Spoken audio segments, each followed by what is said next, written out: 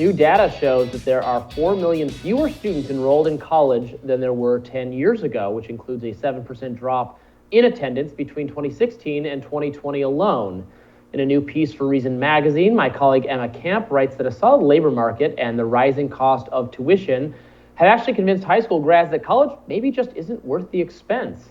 Emma Camp joins us now to expand on that. Emma is a student at the University of Virginia and a writer for Reason magazine. Welcome back to Rising, Emma. Thank you for having me. Though I will note I did graduate. I'm actually working full-time at Reason now. Sorry for not updating my bio, I guess. Well, congratulations on graduating despite ongoing trends. Tell us, to what do you attribute the diminished number of people actually going to college these days? So what we've seen in this data is that there was a pretty steady decline in the number of high school seniors deciding to immediately enroll in a 2 or 4 year university. But based especially on some state level data, which is a bit more recent, there was this massive drop off, particularly from 2019 to 2020, which is pretty easily attributable to COVID-19. Students don't really want to go to online school. Maybe their parent lost their job and wasn't able to help them attend school. But then we also saw another drop from 2020 to 2021. So for example, in the state of Indiana, there was a 6 percentage point drop from 2019 to 2020, and another 6 percentage point drop from 2020 to 2021. And so the next kind of possible reason why this is happening is probably the labor market. Right now, we have a really bustling labor market. And so what seems to maybe be happening is that you have these high school seniors who are looking at possibly going into a mountain of student loan debt to attend college, or to stick with the pretty good job that they have. And what seems to be happening is a lot of these kids are deciding, you know what, it's just not worth it. Well, because it is, and I think the pandemic helped show this, for a lot of people, it's about a social experience, maybe more so than not just having fun, but a social experience for a couple of years. And when that aspect of it was so denied to people because of the pandemic, and campuses, by the way, remain some of the most militantly COVID restricted environments anywhere, like in the Western world, still masking and testing and doing other things at a level that virtually no one else in the United States is doing.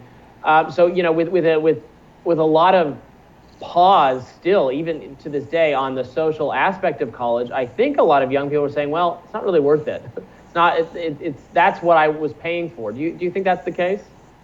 Yeah, I think that could totally be a contributing factor. I think the worship of the college experience has been the driver of a lot of really poor financial choices for a lot of people who say, instead of going to trade school or 2 years of community college and then transferring to a 4-year university, a lot of people signed on to go to 4-year schools, often private schools that are way more expensive than public schools, because of this kind of seeking after this college experience, which ultimately probably isn't worth a lifetime of student loan debt.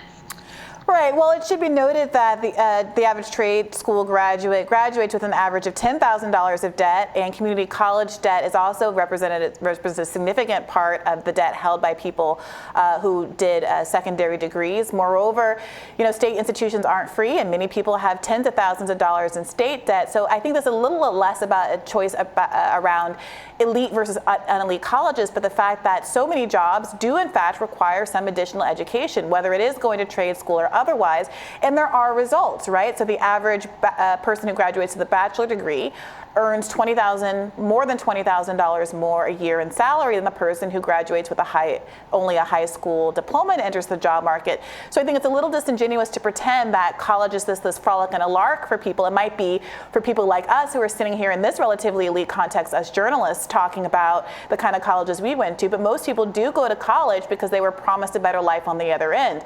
I would argue that what is perhaps driving this is that debt is so high and interest rates are so high, and the job market for people who do graduate with degrees is so constrained that we are in a world where people are requiring master's degrees for jobs that only pay, let's say, $50,000 a year, that people are making different kinds of calculations because of the debt burden itself, not because of necessarily the value of going to school. And I wonder, Emma, what the data says on that, since there is still obviously an advantage to getting a college degree in the job market. How much would controlling for the overwhelming debt that people live with for so much of their life would affect these kinds of, or the decline rather, that you're pointing to here in enrollment? Something I will note is that I don't think debt is always a bad idea. A lot of times it's really good. It gets a return on your investment. I think, the debt someone takes to go into trade school and then earn six figures as a plumber is definitely a wise decision. Same with someone that takes on, a certain amount of student loan debt to go to a state university and get an engineering degree.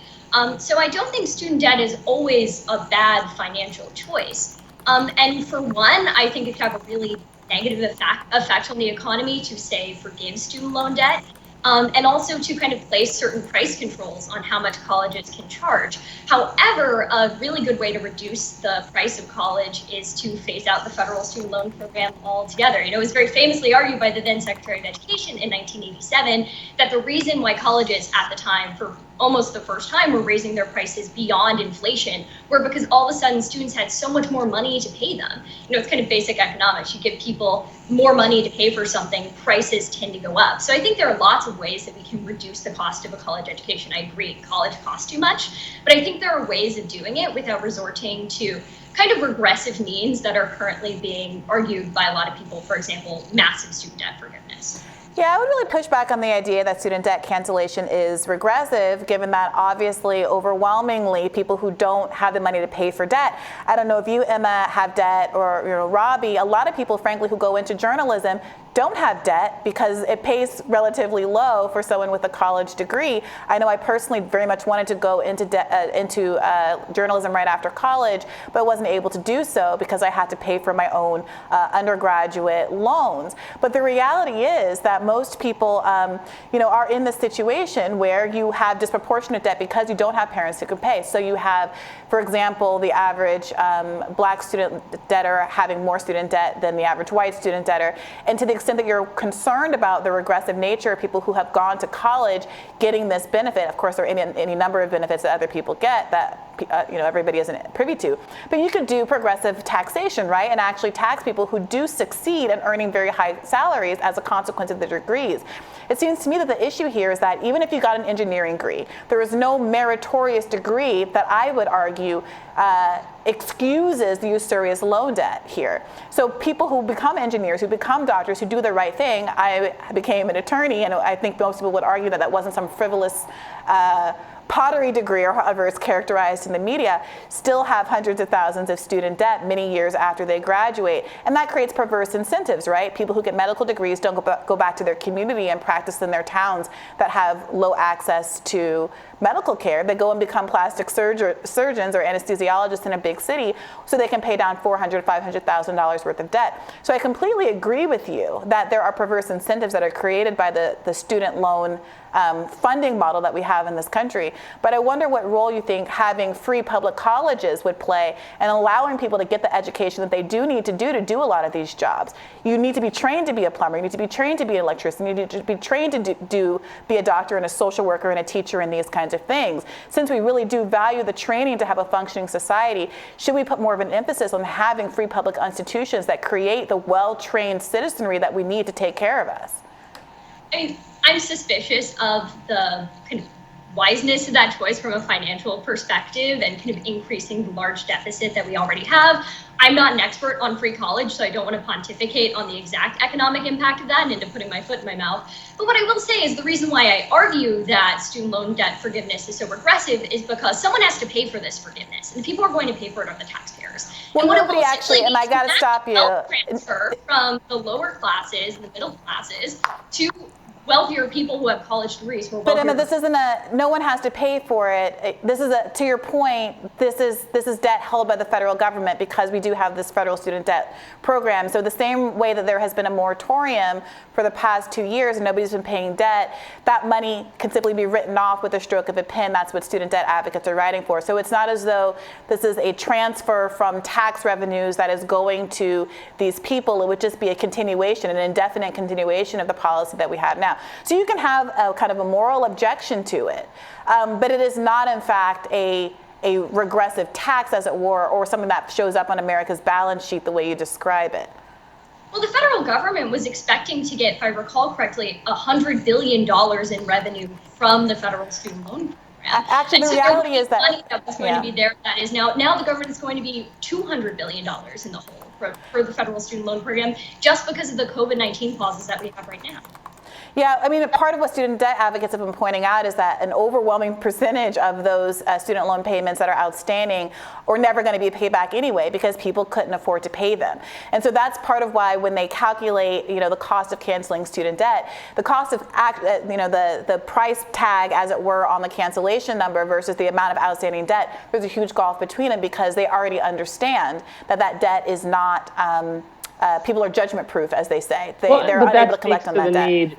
Yeah. That speaks to the need, I think, to reform the system. If they know that these people aren't going to even be able to pay it back, why does the system allow people to go into debt this way, for degrees? I agree. Some of which are useful, some of which are not. I mean, you do see a lot of cases of people who went to elite schools, studied something that maybe is philosophically enriching, and in an ideal world, everyone could make their soul more pure, their intellect more fulfilled by studying it. But they're hundreds of thousands of dollars in debt, and there's no job that corresponds or that pays back for that level of precise knowledge about literature or philosophy or politics. Or it's true of journalism. In fact, and journalists will tell you, do not go to journalism school. Don't get a graduate degree unless you're very wealthy independently and you don't mind spending the money. Do not go into any debt to study journalism as like a science or a discipline. Journalism is a craft that you get better at by practicing in an internship. Do an internship,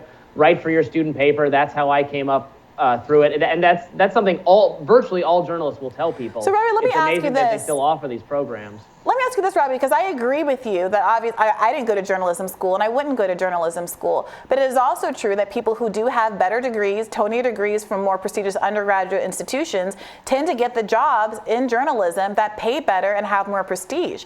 I don't know that I would have been allowed to walk on basically as a senior politics editor at The Intercept if I didn't have 2 degrees from Harvard under my belt. And when I look at the masthead of the New York Times, the Wall Street Journal, the Washington Post, New York Magazine, it is a lot of people who went to Tony colleges whose parents were able to, yes, fund their education and then allow them to go on and take a career that didn't pay very much.